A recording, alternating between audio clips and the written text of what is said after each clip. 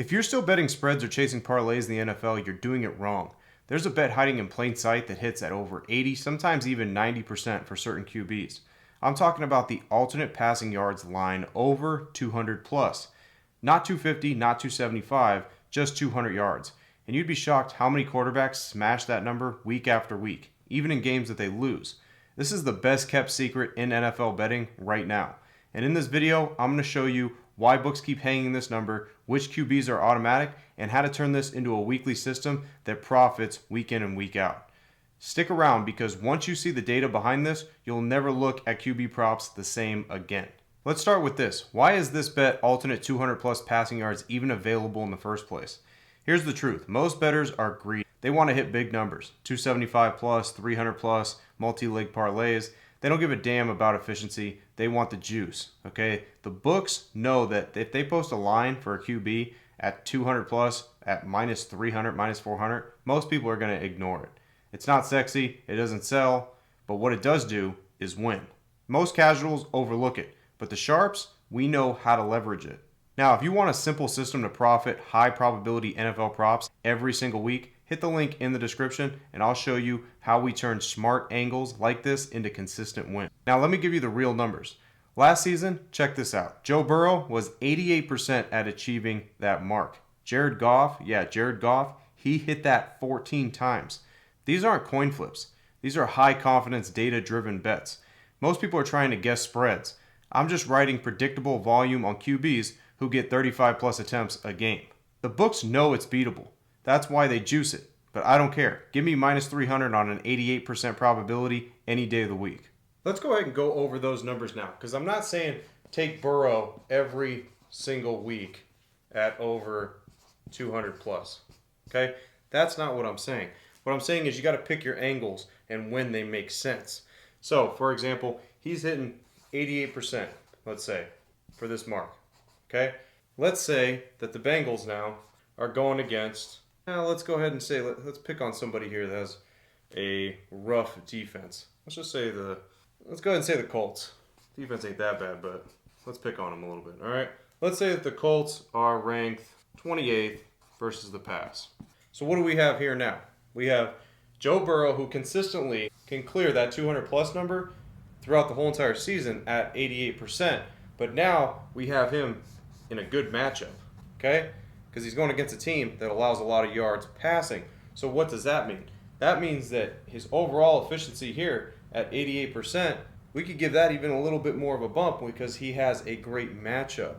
Now, if he was going against, let's say, the Jets, and let's say the Jets have the first ranked pass defense, now it's a different story there, okay? Yeah, maybe on the season he's 88%, but that couple games that maybe he doesn't reach 200 could be against a team that has a great defense now.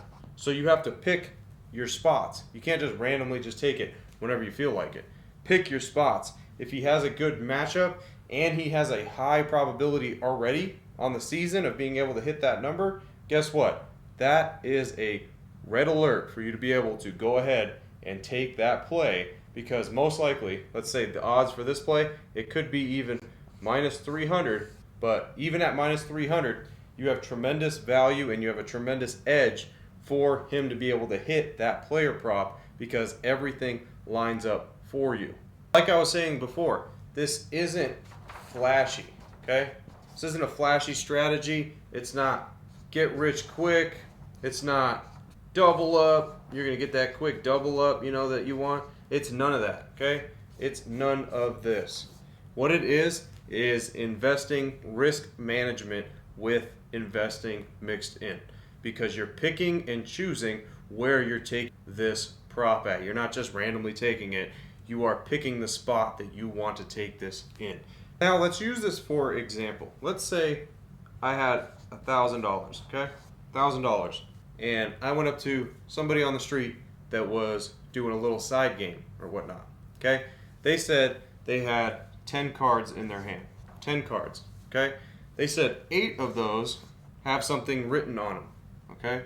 If I flip one of those cards that have something written on it, I'm going to wager $1,000, and what they're going to give me back is my $1,000 plus $250, okay?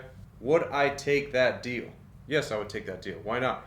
There's an 80% chance that you're going to flip the right card.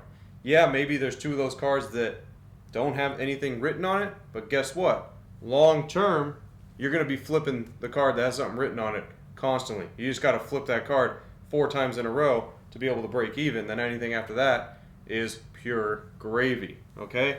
This is risk management. That's what I'm trying to explain to you guys. This is risk management. Now, take it a little bit further step, because this right here is an example of implied probability. Let's say true probability here. Let's go ahead and say that actually, he says, you know what? There's not 8. There's actually 9. There's 9 cards that have something written on it, and you just have to pick the one that has something written on it. 9 out of 10. And we're going to keep the odds the same. You're going to wager 1,000, and I'm going to give you $250 for every time you flip that card and there's something on there.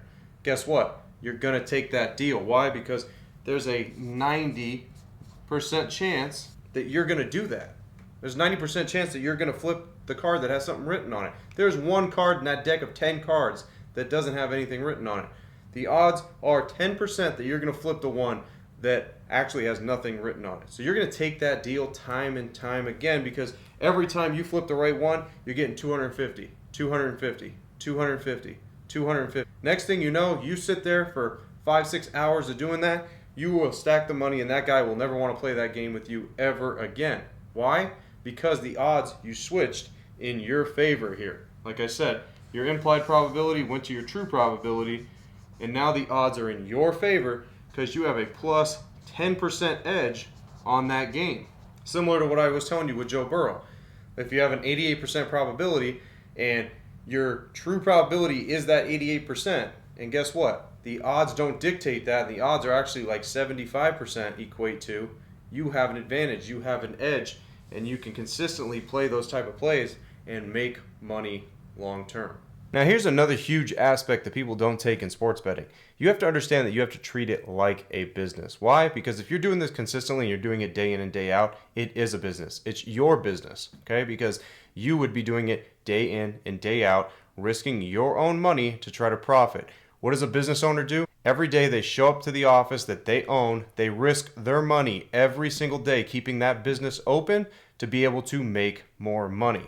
So you need to be able to take it like a business and act as such. If you own a pizza shop, for example, let's say you go in, your best-selling pizza, you're like, you know what, I don't think I'm going to sell that today. That doesn't make any sense, right? Because that's your number one product. Of course you're going to sell that. Why would you go one day and not sell it? Same thing with sports betting. If one day you're like, I don't know if I want to bet on baseball, but yet baseball is one of your best sports, you need to be able to stick with it. You need to be consistent. You need to show up every single day and do the work that needs to be done to be able to make money. Now, if you're looking to do this as a side income and make money seriously, all you got to do is click the link in the description so that way I could show you how to take it to the next level. Now, 90% of sports bettors chase value. 10% chase consistency. This little known QB alternate passing angle is a cheat code if you know how to use it. It won't make you rich overnight, but it'll slowly, methodically stack wins like no other. The best bettors in the world aren't gambling. They're just playing the probabilities over and over. And this is one of the cleanest ones in the NFL. So if you're ready to start treating this like a business and stop throwing darts, I'll show you the exact system that we use to track, filter, and fire off these high probability props every single week.